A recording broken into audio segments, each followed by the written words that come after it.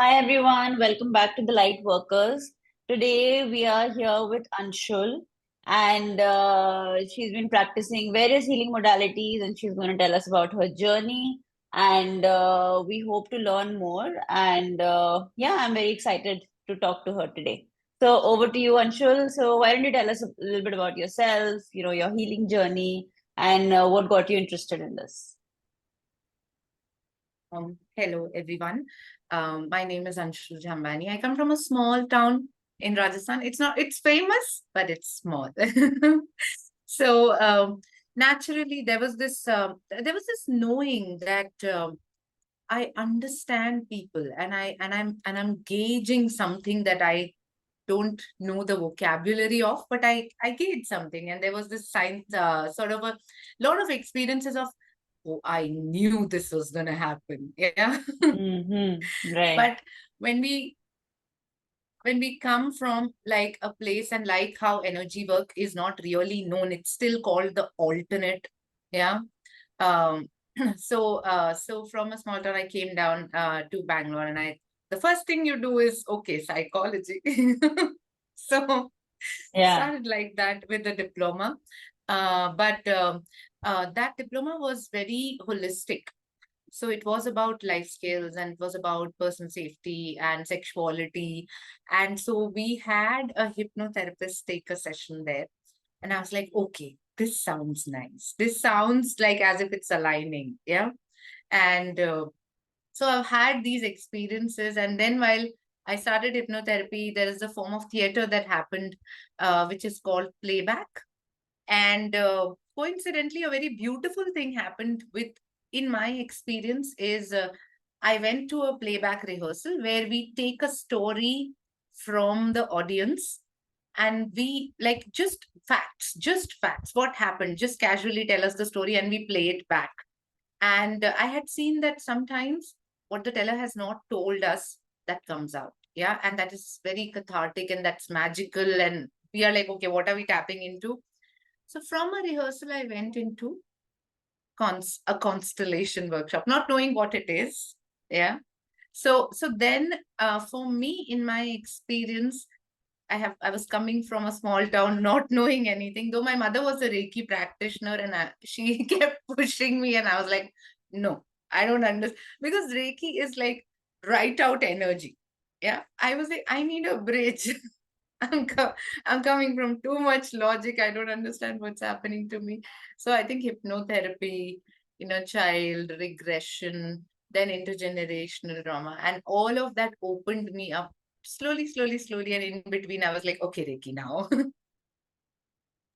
So Wow. that's how it happened. It's a very beautiful unfolding when I look at my life. There is no plan, and Right. so something greater at work, perhaps. So then, were you always like as a child always interested in since your mother was a Reiki healer as well in various modalities, or was there always faith there, or you saw it happening and then it got sort of instilled over the years? Was there something that really triggered it? I think as a child, there was a very strong story. So there was really a lot of confusion, just. Yeah. So I come from a family where when I was born, there was a death, and my father's younger sister had passed away at right like a year before. And so that thing that happened, no, when you kind of project somebody's, like, okay, somebody, like a daughter died and a daughter was born. Yeah. So nobody's fault, but actually kind of that happened. And Hmm. so there was a very unconscious knowing of, I'm here to fill something. Yeah. But Hmm. and that was of being the good girl, the high Right. scorer, the good girl, the nice, obedient girl, not doing anything. But I knew that I am a weirdo. So there Hmm. was this pull. And for a long time, I think for the first 20 years of my life, was all that internal keeping myself from that pull, and hating myself for, why am I like that? Why can't I Mm-hmm. just be the good girl? Yeah. And so that, and ultimately I won. So there was this So tug of war between two there was this tug of personalities. war. Yeah. Okay. Mm. Yeah. And naturally, because the personality that was imposed had already lived a life. Yeah. The person Mm. who we lost was already known. So Mm. there Mm. was a lot of unconscious imposing of those traits on me. And Right. so there was no really me. So when you asked me this question, I just realized, oh yeah, from childhood, no knowing, just hating myself and kind of pushing myself back. That was the experience. But I knew that something that is not like able to connect to that normative is Mm-hmm. there inside. So there was always this need of running away. Mm-hmm. Yeah. So, And so also not letting myself run away also. right. So from there, like from that child to getting into healing or to getting attracted to it, how does that happen? Was it natural because you always obviously wanted to be something else rather than, what Yeah. you were meant to be? So then how did that Yeah. happen? Yeah. A lot of failures. Mm. I think it happens like that, no? Like I call myself an identity or a freedom coach as well. And so when we are imposing, and it's not just us, our the families that we are born in, there is expectation, there are their stories, everything is flowing, yeah. And in the name of safety and love and loyalty, we try to have a definite life. And then culture. So Mm. I am an expert who integrates culture very nicely into my work. So Mm. then culture also has a trail. Yeah. And I was so there was a very beautiful time trigger because my aunt died at the age of 22. And right when I hit 22, I was doing CA. I had cleared my intermediate. Now I'm not, suddenly, like this bright kid is not able to clear the finals. Right. So many attempts, not able to clear the finals. And then, so the Mm. failure that kind of breaks that facade, which we normally hate and we Mm. don't want to face. I think I owe it all to that. And then Wow. subsequent, like failure in every space, whatever, like hat pau marna we call it, no, like whatever I was trying, that no, I have to do some, everything failed. Every safe plan B, C, D, everything was collapsing. And then, Mm. like, there was a point where I was like, okay, nothing to lose, let's start Mm. afresh. Wow. Yeah. Yeah. So that's a very inspiring story, right? I mean, it is not an easy one, but it gives hope in the sense of, all the failures are leading to something new, right? And then actually to be Yeah. able to find yourself, right? So then, and Yes. you found yourself, and then was that this current self that you have, or has that also evolved? Oh, it has evolved. It is evolving. Yeah, yeah, yeah. And like how culture plays out, no? Culture Mm, has these good privilege bonus points that it gives us. Yeah. mm, mm, So, so like how in my therapy sessions also, I see like how age plays a factor. That, mm, oh, you are in your 30s and you're not married. mm, Yeah. mm, And mm, so that I now am like sort of playing around with that expectation of culture. Yeah. mhm, And mhm, because everything that is safe, because it is done out of safety for acceptance, and with like, as things don't work out, we think that we are diminishing in some way, but actually those layers of expectations are breaking, and a mm, liberation is coming. Because, mm. yeah, okay, you did not do that, but let's see what you can do now. Right, right. So, so I think right now, like I am 32, but I feel that unfolding, that further liberation of, am I really losing something, or is it just a Mm, social context and it's a loss that people are pushing on my head, and it's some projection of So it's a journey. Mm, And mm, I think over time, like it's been almost a decade now that I've been in that space where I am going to healers, going to therapists, and I am also practicing. So in all of that time, I think this uh, this unfolding slightly becomes easier. It's not as scary as it was, because the mm, authentic self also is like now taking space. So I think that right. that belief that it has worked out before, so it will work out now also. Mm, yeah. And I mean, just going by this, it has worked out before. Does like, what are you basing your proof on? Is it like the energy that it has happened before, so it can happen again, or because it can also be the opposite, right? That if something bad has happened, then even that can happen again. So how do Yeah, you yeah. reconcile between the two? Yeah. I think that is that free will. Yeah. Mm, And my free will always will always be blessed. Yeah. mm, And if something is not being blessed and something is not working out, then I have to explore, is it really my free will? Or am I doing it in the pressure of having the so-called good life?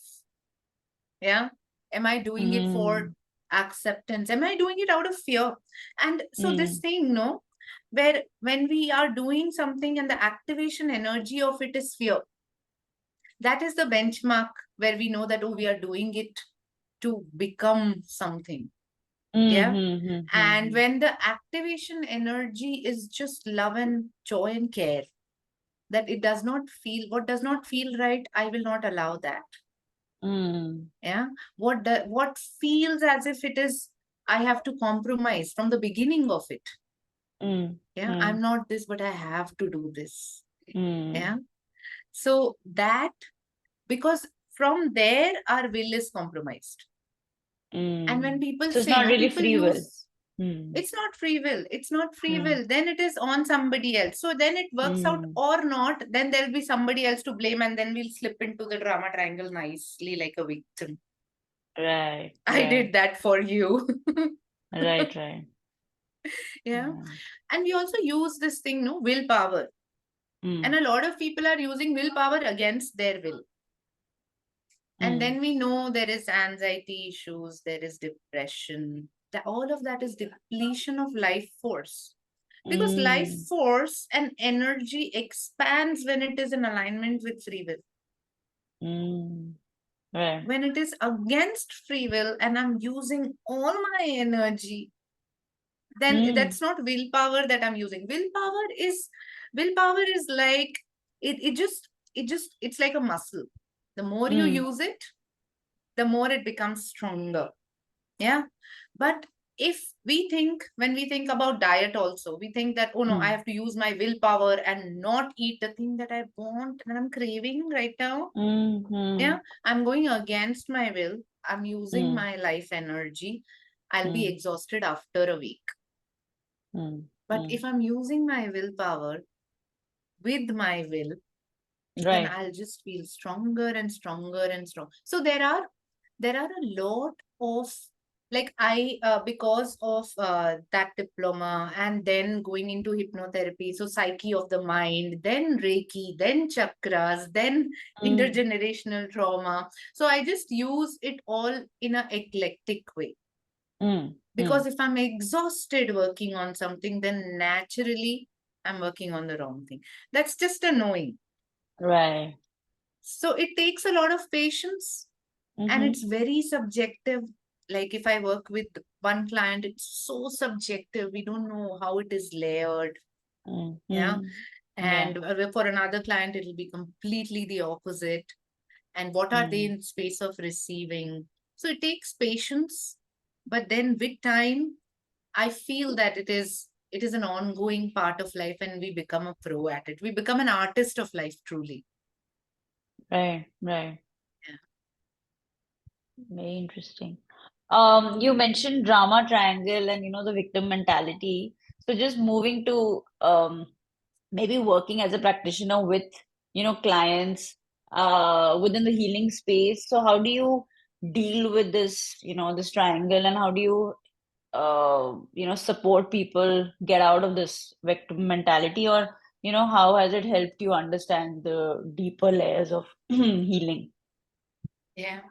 So there was a phase, for all alternate practitioners, I'm sure this comes, Yeah, I'm sure. where I was like, okay, now upskilling in the physical world. And that's when I did this course called the Queer Affirmative Counseling Practice. And that is where I became aware of truly like how culture plays a big part. Yeah. Mm, Where mm, one beautiful thing that we were taught is like, as a because I was already like, I knew about sexuality and I had read about it as a mm, practitioner, I was integrating that in. There right. was this activism in me, which was like, hey, if your child is queer, your child is queer. Accept it. Yeah. But then they so beautifully brought in culture where they were like, if your child is queer, then you are those set of parents amongst the thousands of parents you live with, only whose child is queer. So you are also freaking out. Yeah. Mm, mm, So that kind of broke that activism in me. And I was like, mm, okay, we have to look at both things. Both are alone. It's not just that the queer child is alone, the parents of the queer child are also alone. Yeah. mm, And both are mm, scared equally. mm, Yeah. mm, And mm, so with with that, I think I like started integrating, and then I came back to my own space. And I said right. that, hey, if you are the victim, let's just look at the perpetrator also. Mm, Maybe their aggression and their dominance is mm, their victim protecting themselves. mm, Yeah. right. And like we want, like I want you to step away from the victim space. Yeah, maybe Mm, maybe mm, that will facilitate their stepping away also. And there's a lot of affirming, I think, and I go with a different pace with a different client. So one thing mm, is where in certain cases the trauma or the situation is ongoing. right. Yeah. And so Mm, with that, I sit with the victimhood, and I sit saying, yeah, बहुत गलत हुआ. It's really wrong. It's really mm, messed up. Yeah. But how mm, long are we gonna sit here when nobody's coming? How long do you have the patience to sit when nobody's coming? Yeah. mm, So mm, not really pushing, but really being with them and saying, yes, wrong mm, happened. And so when are we gonna get up and say mhm, that no more? right. Yeah. So it's a very subjective process based on like client to client. And then intergenerational trauma brings out that the same queer affirmative narrative in a very beautiful lens, where we look at the lives of our parents and we agree that, like, it's not like I can't say something to a person who did not know or who was Mm, tackling something there by themselves. So this mm, erasure that we do generally with, oh, my parents mm, did me wrong, mm, it's not so absolute. mm, So I believe in breaking down the absolutes. And it's like, you saying my parents did me wrong is I giving a fifth standard kid or 10th standard sum and saying you're stupid. That's mm, unfair.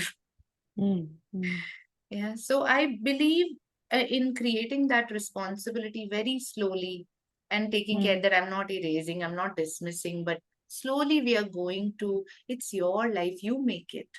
mm, It'll be mm. fun. It's scary at first, but it'll be fun eventually.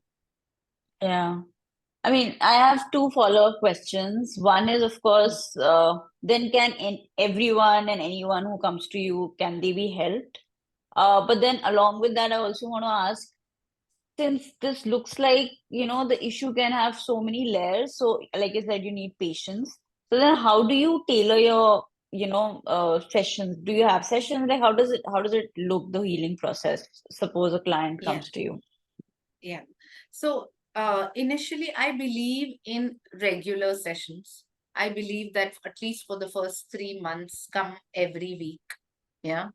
And then I space it out with, say, once in 2 weeks Hmm. or once a month. Yeah. Because there is no knowing. In our culture, we are also like the fact that therapy is still a taboo. Nobody is ready for it. So the in our culture, it is rewarded if you can solve all your problems by yourself. Yeah. Hmm. Hmm. So what happens is, even if a person has experienced breakthroughs through therapy, they again go back and try to solve it on their own. So I just tell Hmm. them, just do a check-in session, because there are so many blind spots, so many things are happening unconsciously, so much is body driven, so much is fear driven. Yeah. Don't be too harsh Hmm. on yourself to solve it all on your own. So Hmm. what I ask from them is this consistency, and it's very intuitively guided. Like, I have a ritual of sitting before my sessions and like attuning with the client's energy and saying that, let today what they need come out. Yeah. Hmm. And I may Hmm. not really be intellectually in that space to plan that. So there are these rituals, and I have my own regular Reiki practice, and there's a lot of back end tuning that I do Yeah. for the flow of sessions. And so with that, I think the goal is to, within the session, create those moments of shifts. Yeah. Hmm. Hmm. Which eventually become a part of them, where those victories and those moments of courage and all of that, it just unfolds. Like, I do like a guided sort of a thing in my sessions, and when I'm counting them out, I'm like, you don't have to really do it, it'll happen. Yeah. Hmm. You don't have Hmm. to plan it, you don't have to go into the how. It has happened here, so it'll also happen outside in the most beautiful way. Wow. So so I just, because I feel that brain and planning and all the structure ultimately is something which we have learned from the mistake of the past. Hmm. Yeah. And we tune Hmm. it also, like any upgrade also comes by the mistakes of the past. Hmm. Very few upgrades come out of inspiration of, oh my god, what if that could happen. Yeah. Hmm. Hmm. Hmm. And with Hmm. the Hmm. design of our brain, which is made to make us, keep us safe, that Hmm. is majorly focusing on the negative. So Hmm. naturally, in my structure and behavior, something of what if that amazing thing happens will never happen in my Hmm. planning. Hmm. Yeah. So I tell them that Yeah. you can't foresee it like this. Yeah. So let's just Hmm. create a bodily experience here in this space, so that our body becomes familiar, and that becomes Hmm. routine, and that happens in our physical reality in context of Hmm. behaviors. Wow. And then the other question was, so then anybody and everybody who comes to you, you feel like you can help them? Yes, I have this one sort of criteria. Mm. Yeah. Where it is like, um, are you really tired? I ask them, are you really tired of living like this? Would you really like a change? Yeah. Mm. Because unfamiliar, though it, even if it's a dream, yeah, if I have not experienced it, it is still scary again, but because of the design itself. Yeah. Something that I Mm. don't Mm. know is scary. Even if it's good, Mm. even if I dream of Mm. it, even if everybody tells me that, oh, if that could happen, that'll be the greatest thing. So change has resistance.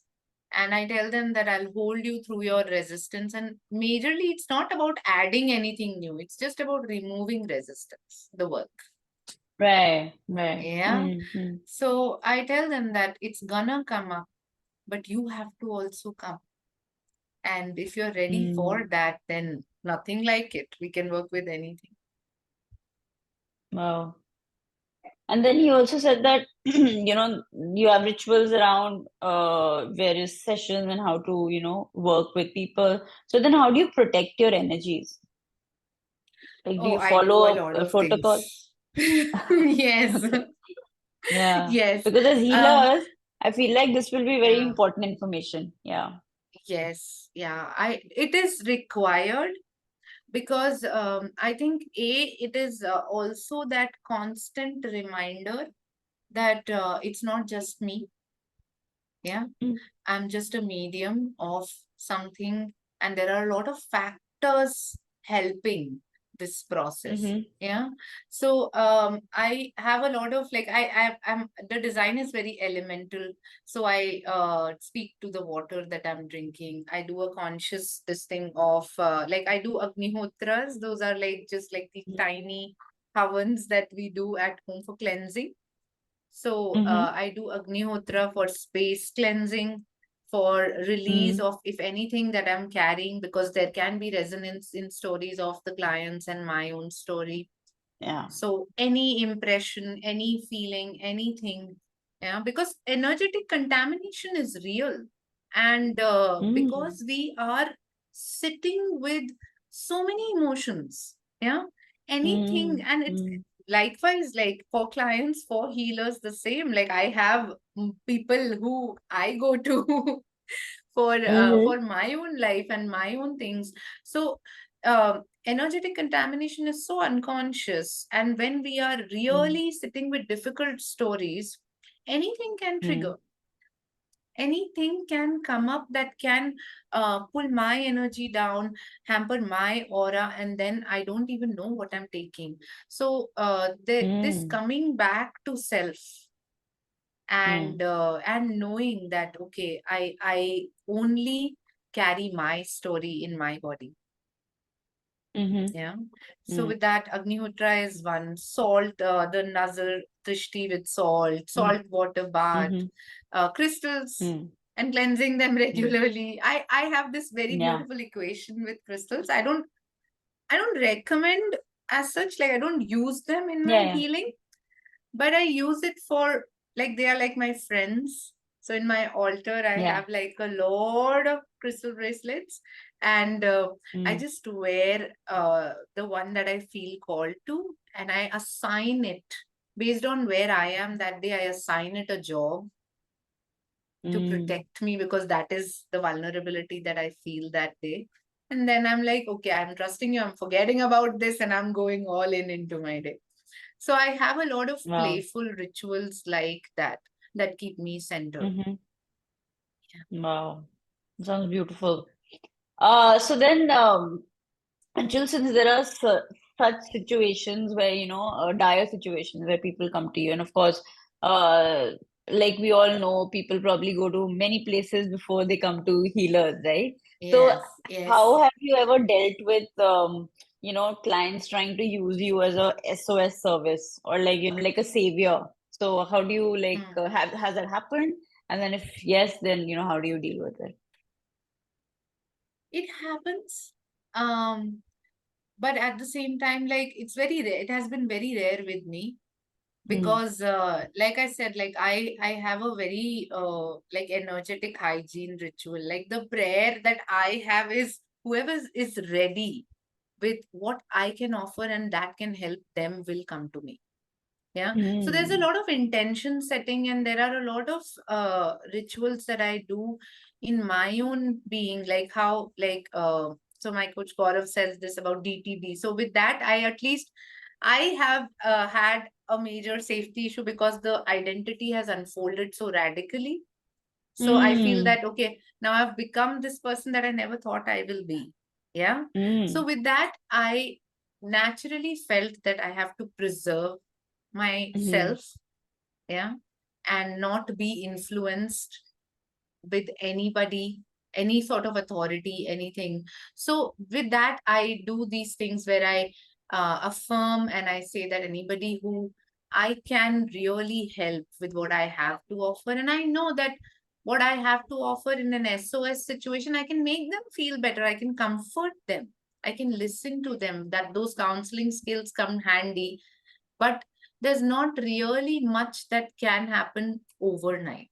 So I tell them that, Mm. hey, there is either a slow way out or there is no way out. Mm.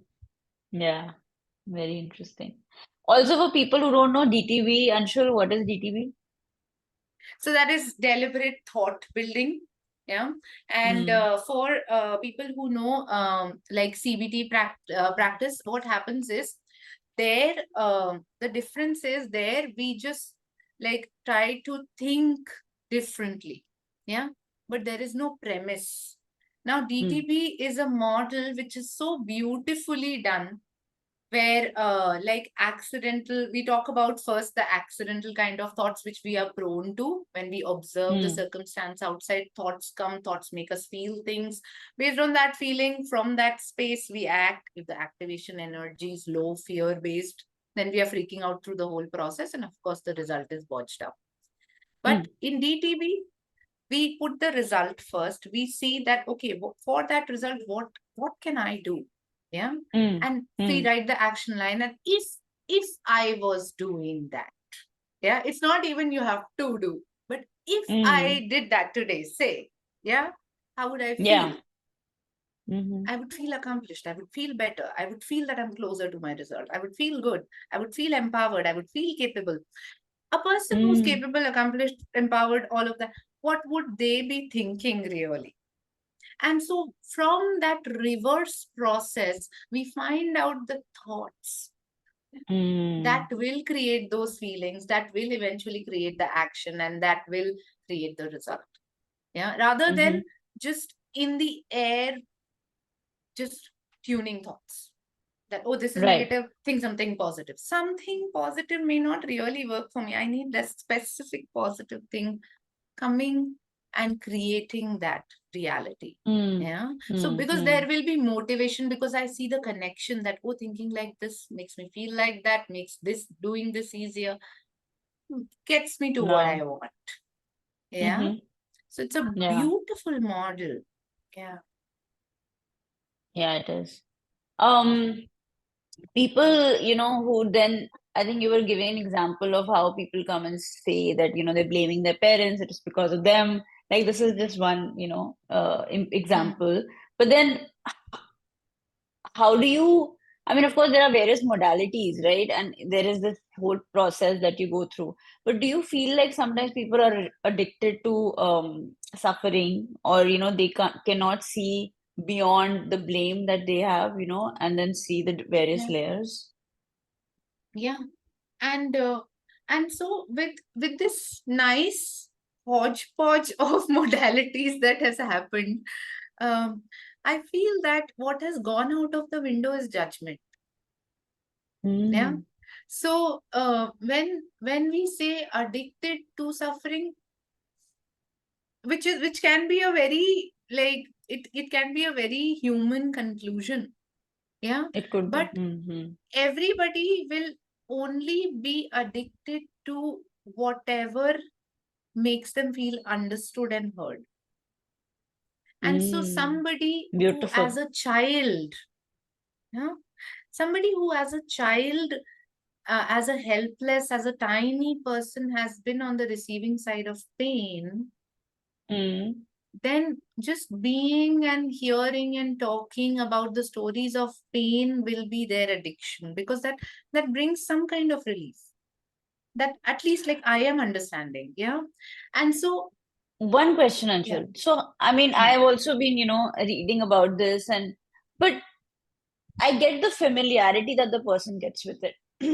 But how is it getting them relief?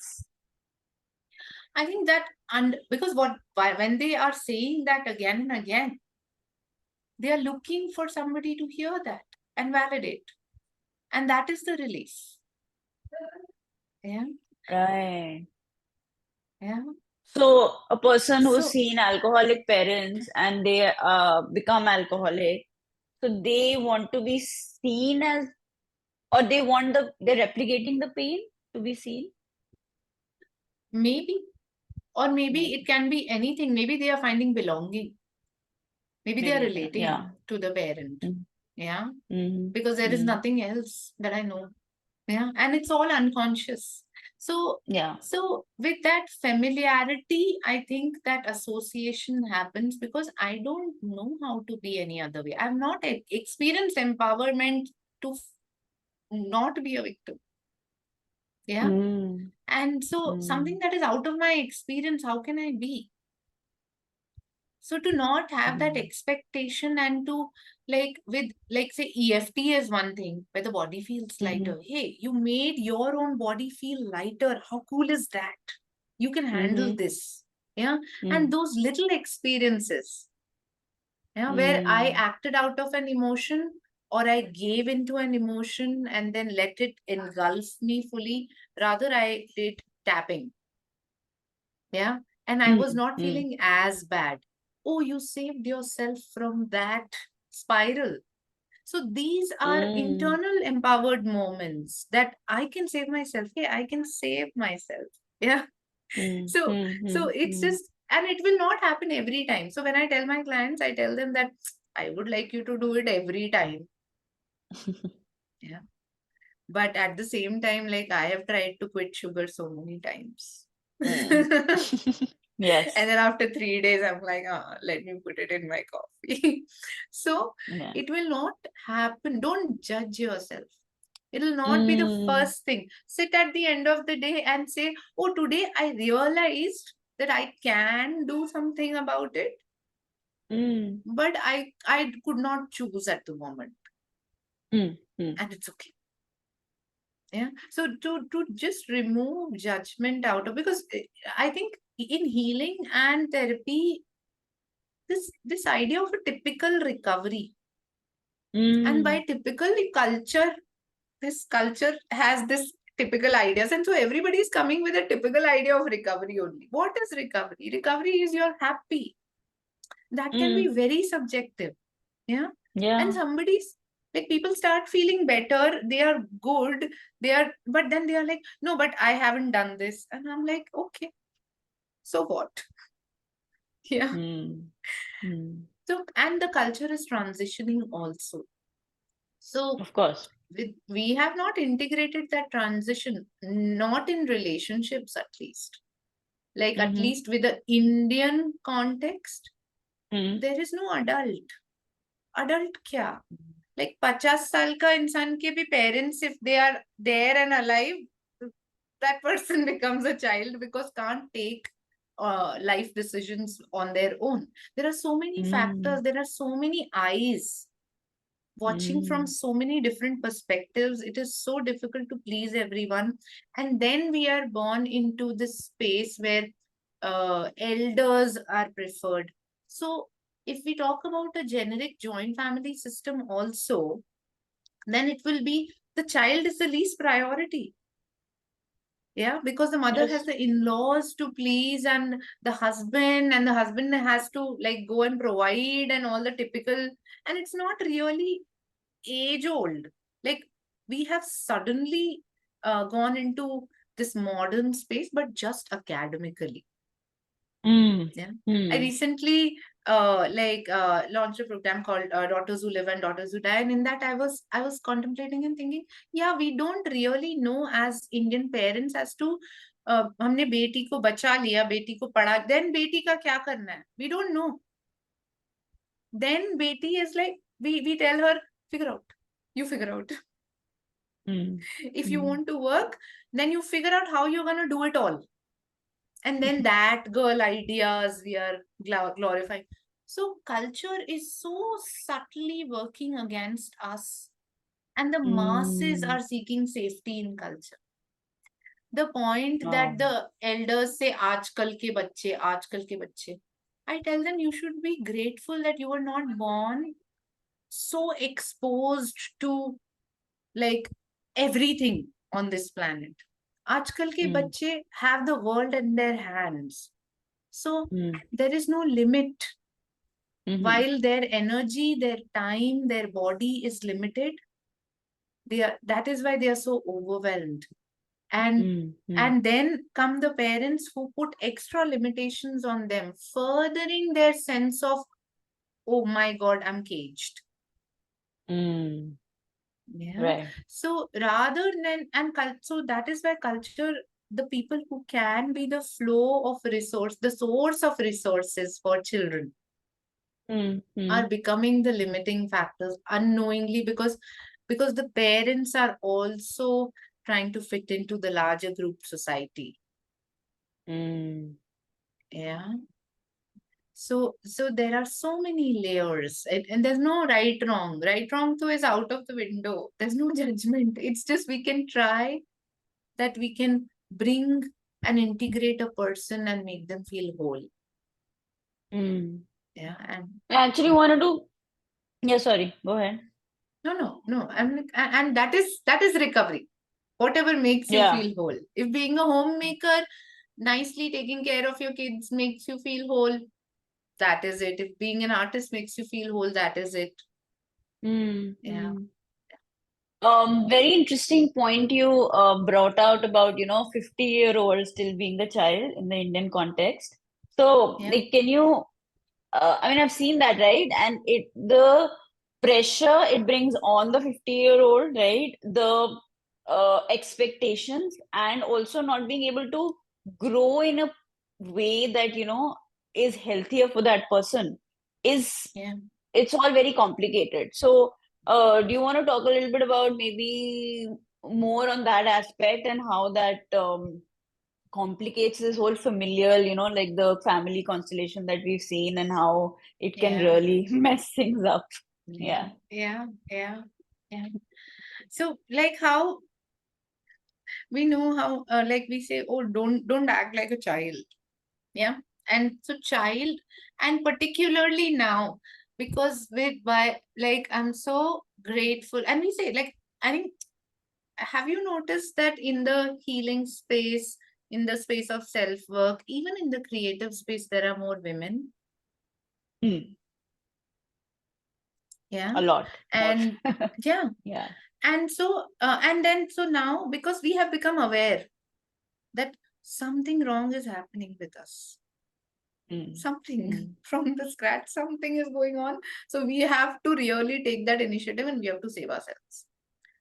Now, in that wave of feminism, we somehow have forgotten that patriarchy is doing even worse things to men. And poor thing, they haven't even realized. Yeah. So I stumbled upon this idea as I was thinking about relationships and how they unfold. So with that, what happens is a man is born rooted, and this is maybe very cultural. Yeah, it's not applicable beyond the Indian society. Yeah, but so in that, a man is born rooted. A man is a provider, born with the responsibility of being a provider as per patriarchy. Yeah. So with that, that rooted man has a family there already. Like, if not getting married and having a family of your own, your parents are your family, you have to take care of them. Yeah. So that responsibility is set. Now with a woman, it's a very nice experience. This is not it. You're a floating device here, no roots. Yeah. That is traumatic in its own way. But then you can go somewhere else. Yeah. And then the whole idea of a family starts with a marriage. The woman goes that I will set my roots here on with this man, with this family, and the man is the central place where she sets her roots. Yeah. But this man is already rooted and already has that responsibility. Yeah. So now, even if they have a child, that child who has not had the opportunity to experience that freedom, that you can be anything, because you already have to take care of us. And it is, no parent says that oh no, because of me, don't do this, don't do that. But the culture, it's such an unsaid presence. It's so pervasive. Mm. Yeah. Mm. That the man really never So binding. feels. Yeah. Yeah. Yeah. No space. I'll always No be a space. child. A woman is like, oh, one day you'll go. You'll grow up and you'll go. That is why, Mm. because we are saying these things, women are growing up and going. Women are maturing. Now we normalize that women mature easily. Nonsense. Mm. Arre, we are Mm. saying you'll grow up, but this one will always be my child. Mm. Yeah. So even if this person whose child has already this 1,000 kilo ka burden of taking care of everybody, no option. Yeah. Women have an option. Yeah. If you're not Mm. able to do anything, we'll get you married off to somebody who's doing well. Yeah. You Mm. are just Mm. there. Yeah. Yeah. And, What about but the man? there, here, man has no Yeah. option. You have to provide. Otherwise, you're a failure. Yeah, Mm. failure, Mm. and now failure at everything. You failed as a son, you failed as a husband, you failed in every relational aspect, you failed. Nobody Mm. wants to relate to you now. Now Mm. imagine, will they focus on providing, and will they focus on running here and there, or will they focus on, oh, self-work, what am I feeling? They have no space. Mm. But at the same time, they are feeling so many things. Mm. It's not optional. Like I one day, remember, I was taking this a session in a university, and I told them that, hey, would you like to talk about what you're feeling? And the students were like, no, no, no, no, no, this is just a 45-minute session. If we get into that, we have a class after 45 minutes, we can't really get out of it. And I'm like, oh, so you think that the feeling of it is optional? You don't think that when you're going from class to class to class, you're carrying the burden of what you're feeling, but you're keeping at the back burner, but you're carrying that burden in your body? Yeah. And Mm. I was like, no, you'll have to be courageous and you'll have to dive in. Yeah. I made them Right. tap, and I Right. was like, now lie down. Everybody just Wow. lie Missed down. the And class. after Yeah. 10 minutes, they were like so light. And I was like, Mm. this perception that has put us into this busyness, that, oh, no, no, nobody has time to feel. I'm like, it's not Mm. optional. Body is feeling either way. The exhaustion that you feel, the frustration that you feel, it is all Mm. disguised as something that you're keeping in. Yeah. So that is what is happening to them. Mm. So with that, now this person who has not done the work, or even this, like, it's not like all women are doing. Women are nicely Yeah. blaming also, Yeah. because it is so real. Like in the physicality, the plot is set. We have like 100 Mm-hmm. things we can blame, and it's very real. Yeah. But the point Mm. is that blame will give you, okay, ठीक है, I attribute this to you, but what happens to my life? Mm.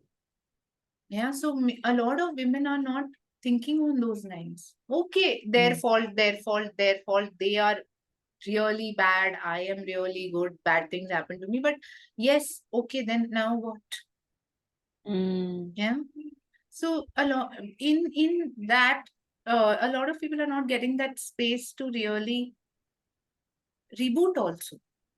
And that's a Mm-hmm. very real lived experience, that do I have time to sit? And Mm. if I'm not giving myself that time, is there any benefit Mm. happening? Or am I Mm. just Mm. spiraling deeper into despair? So Mm. the whole thing, no, जब कि crisis होगा तब therapy जाएंगे. It's too Yeah. late And already. Yeah. with a Mm. typical idea of recovery. Yeah. Yeah. पूरा band Mm. बजा के relationship का, and then we'll come in and make us Yeah. happy. Mm-hmm. Impossible. Yeah.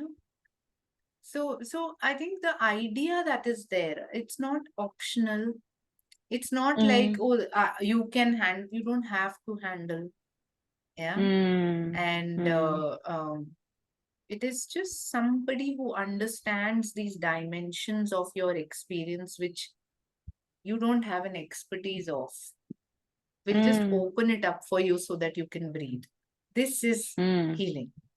Yeah, it's no, nobody's telling you what to do, nobody's doing anything, but you are just, you find some time to really see that am I really living or am I running in a trance?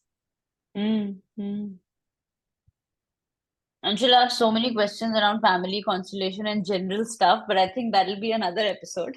So we'll bring you on again. But Yes.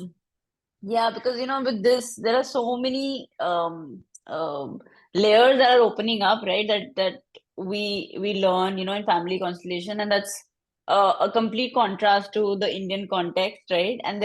And people will probably relate to it, right? Because what you just said about like this 50-year-old or a man, right, in the Indian context, they'll I mean, I can feel the burdens. I'm sure anybody hearing that will also feel, connect with it. And it's very interesting to understand where, at least where we are uncovering it from and how it Hmm. works. So, yeah, very interesting.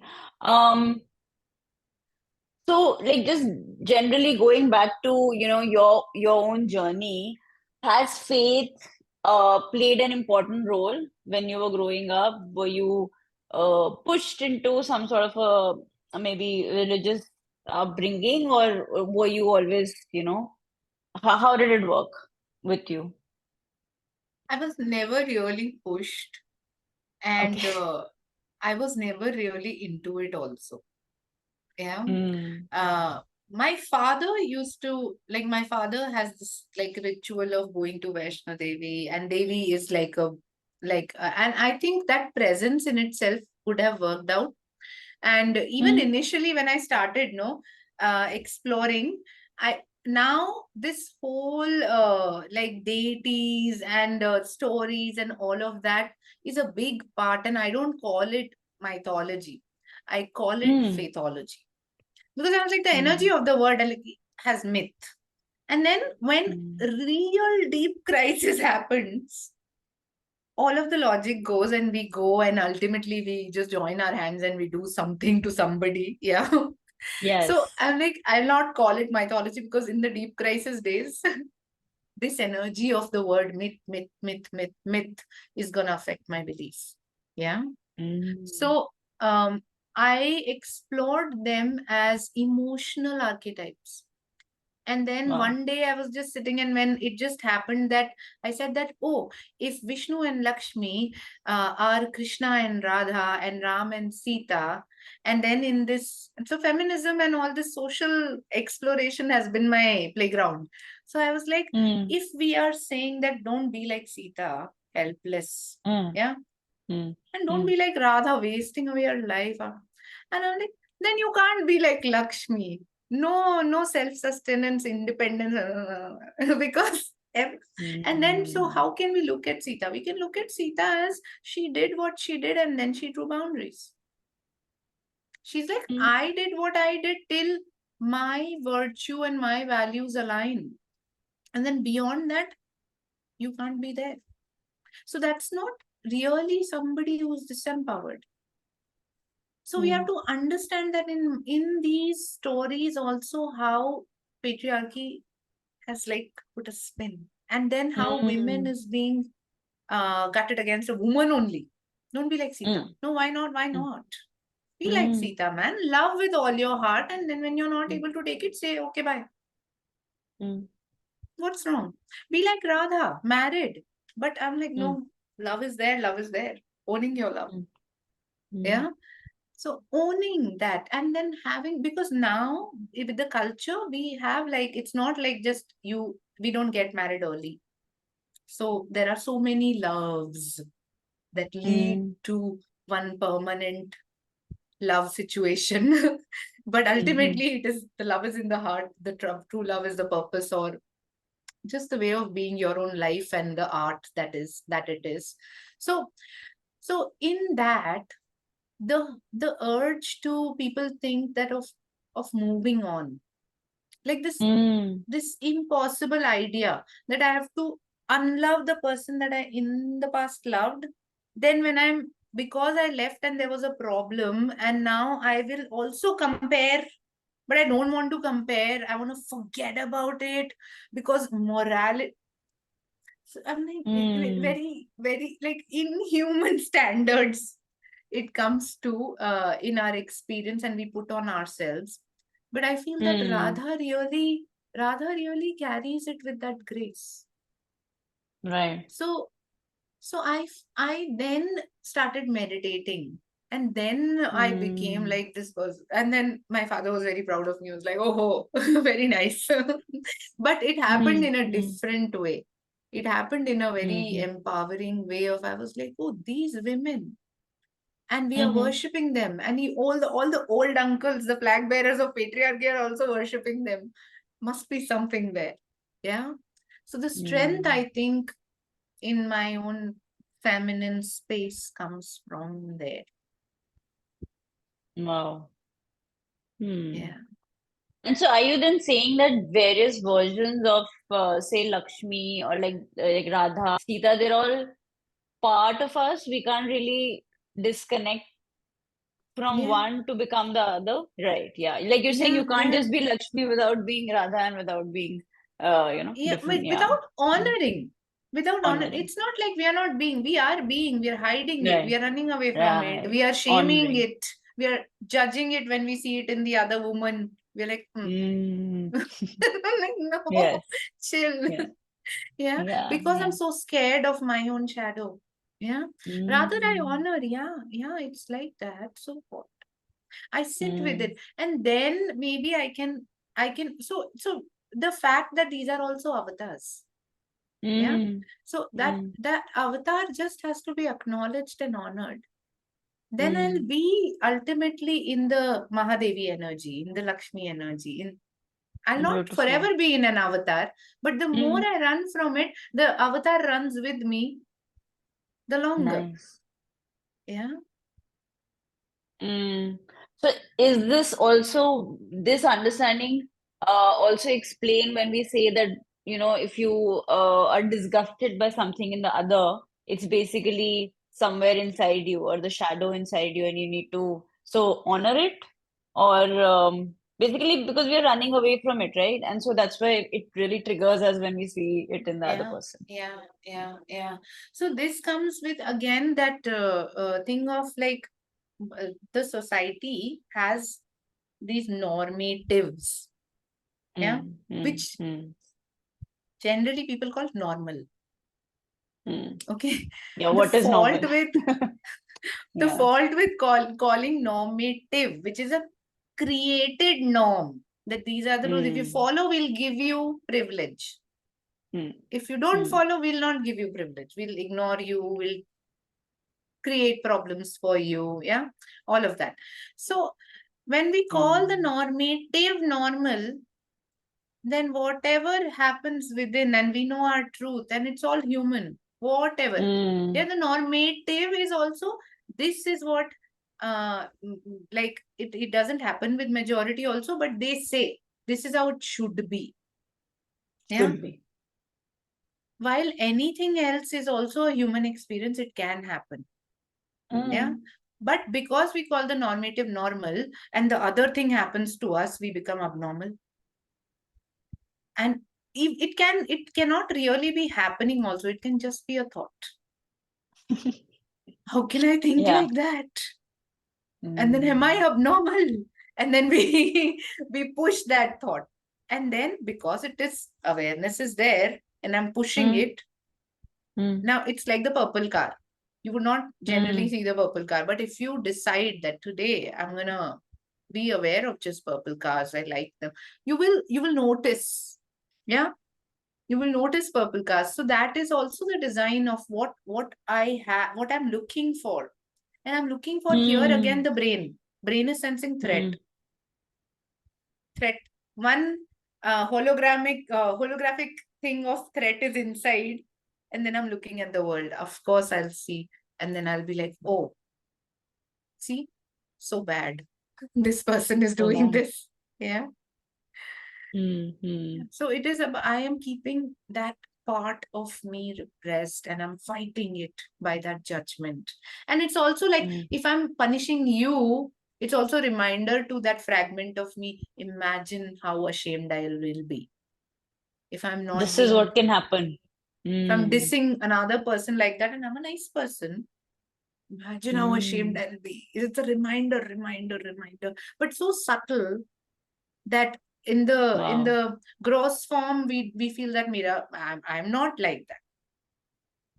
I mean, that explains like so many behaviors in my mind right now, just general rage, anger, even violence, so much, right? And how it comes out when there is definitely something within, right? That's, you're reminding something. So Yeah, it's very scary as well. Yeah. But yeah, like you're saying, it's so subtle that it's scary, that it's so yeah, normal for them to do that to themselves. Yeah. yeah. Wow. Okay. A little heavy again. So when you come in again, we'll talk about it I will come in in again. detail. I'm loving this Yeah. conversation. I Yeah. would I mean, I love to can see come this again. getting into a some sort of a lecture or a class, and like I want to deep dive into like the whole philosophical thing. But we will. I mean, we'll think of another, interesting topic. Um, Okay, so again, like just sticking to, your journey. So now just moving to the last segment, Anshul, what really motivates you? I mean, apart from the healing journey that, you took us through, what else are you doing? What really gets you going in your day? Um, I think just the beauty of the world inwards, Mm. where so I practice yoga, and so Mm. that workout, and I'm a dancer, and I see and I'm an actor, and I also am learning music. That is like a new thing Wow. to me. Yeah, but when I see that how my emotional experience, inner emotional experience, has an impact on everything. Mm. Yeah, the pace of how my body moves, and that just becomes more and more inspiring to make Mm. a lot of people aware, and not really aware in a hyper vigilant way where, oh, I'm observing every little thing, but to be aware of how this inner dynamics can really burst up your energy, and you can be living on Mm. another tangent. Yeah, when you are attuned to your own self rather than dissing yourself and attuning to these norms, and Mm. then ultimately feeling that there's a void inside. Yeah, Yes. you know how many things like this pseudo completion ke liye we do na, like, oh, this happens once I get a degree, once I get a master's, once I get a job, and nothing really changes. Yeah, and That everybody void is still knows there. the Yeah. void is still Mm. there. Yeah, and the point is not to at 80, oh, finally something will fill your void. The point is to live a life, to breathe Mm. fully in each and every cell Mm. and every moment, and that may make up to something that is recognizable in the culture, or it Mm. may just leave you joyful and fulfilled. Yeah, Me, yeah, yeah. or But both, when you said, or yeah, both. but when you said it may resonate with the cultural context, or what is expected, Yeah, yeah, uh, Anshul, that's basically everything that many people do to meet that expectation. And I yeah, don't yeah, think the but other things are even. they are not able to. You know, there is a difference between everybody running and then that 1%. Mm. Yeah. And I was talking to, like, I was on a dinner party, and there was this couple who was like both working, yeah, and very driven people. And one had a plan of moving to one place another, and were like, "Fir shaadi hi kyun kari mujhse?" And all of that was happening. And I was like, who according to you is a power couple in our, like, known whatever, whoever we can think of? And they were like, they named an actor and an actress, and they were like, oh, they are, see, work, both of them, it's working very nice for them. And I'm like, do you Mm. think they live in the same house every day? Do you think their marriage looks like that typical conventional marriage? No. Mm-hmm. Do you think Mm. that is a loss? No. Yeah. But Mm. what is happening is we are trying to keep it all together while we are Mm. running. So we are running with this costume. Yeah. Mm. With Yeah. all eyes on us. Or at least that's Mm. our perception. But that is the experience also. Yeah. Mm. So Mm. that. And then when will the costume change happen? Because all eyes are on us at all times. So that I Mm. was this. Now, if I change, what will the other person think? So we don't allow ourselves to unfold only. So we can't keep ourselves in the typical normative and run towards that angle. And so a lot of people are Right. just running, looking up and running ahead and stumbling, stumbling, stumbling, stumbling. So Mm. I feel that for some people, I think like the natural design, no, for some people it is that sannyas design. For them, maybe Mm. it is fulfillment and contentment, and it'll look like that. For Mm. others, it'll look like that full power dominance, Mm. really that 1%. And for some people, it can look like both, like they went there and then they came there. Mm. It Mm. can look like anything, but the point is, it is your life. And Yeah. it's not really something to be added more, which our culture says, oh, ye kar lo, wo kar lo, wo kar lo. It is actually about Mm. removing anything that's not yours. Wow. Yes. And then now we are at the last question about, hope and miracles. So, do you want to share some stories that, you've come upon with your clients where, you've seen miracles happening or where you've seen that something was just so not in control or, something that couldn't be, changed, but then over time it became beautiful. So, I would love to Yeah. hear that. Yeah. I think there are a lot of stories. There are particularly stories of like physical ailments getting better, like a cyst just vanishing. Like next day, I have to go for my sonography, and it just okay, it's not there. The gynec is going crazy. It's not there. What to do? What happened? And it was like there was joy Wow. also. So like that, and of like maybe people like being on meds, and then like now with like a considerable time feeling that okay, I'm not on meds and I'm so regulated, and why was I there even? Yeah, so not like I think because it is majorly identity, I've had very beautiful moments of people looking back and saying, why? Why so much pain I like kept enduring? Why did I think like that about myself? Why? And that joy, I think Mm.